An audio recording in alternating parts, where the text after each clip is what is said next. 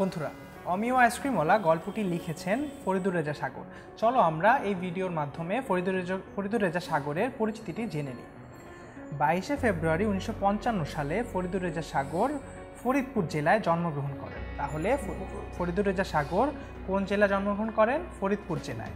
এবং তার জন্ম সাল হচ্ছে 1955 সাল এবং তারিখ হচ্ছে 22শে ফেব্রুয়ারি।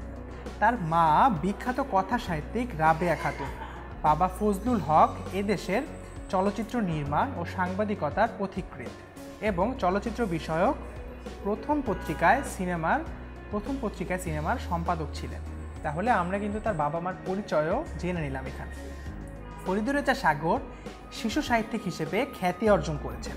শিশু সাহিত্যে বিশেষ অবদানের জন্য তিনি বাংলা একাডেমি পুরস্কারে ভূষিত হন। অর্থাৎ তিনি কিন্তু এই শিশু সাহিত্যে বিশেষ অবদান রেখেছেন এবং সেই জন্য তিনি বাংলা একাডেমি পুরস্কারে ভূষিত হন। প্রায় শতাধিক গ্রন্থের লেখক সাগরের অর্থাৎ ফরিদুর রেজা সাগরের লেখা ছোট কাকু সিরিজ ছোট বড় সকলের কাছে জনপ্রিয়তা পেয়েছে। অভিযান, রহস্য, ভ্রমণ, স্মৃতিকথা, ভূত, মুক্তিযুদ্ধ ইত্যাদি তার প্রিয় বিষয়। অর্থাৎ এই সকল বিষয় কিন্তু তিনি বিভিন্ন গল্প, কবিতা এগুলো লিখেছেন। তাহলে বন্ধুরা, অর্থাৎ বিভিন্ন গ্রন্থ লিখেছেন। এসব বিষয় নিয়ে ছোটদের জন্য তিনি 25টি গ্রন্থ রচনা করেছেন।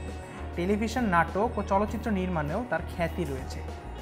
চলচ্চিত্র প্রযোজনার জন্য তিনি পেয়েছেন জাতীয় চলচ্চিত্র পুরস্কার। অর্থাৎ তিনি কিন্তু যেভাবে বাংলা একাডেমি পুরস্কার পেয়েছেন সাহিত্য অবদানের জন্য, তিনি কিন্তু চলচ্চিত্র প্রযোজনার জন্য পুরস্কার পেয়েছেন, সেটি হচ্ছে জাতীয় চলচ্চিত্র পুরস্কার।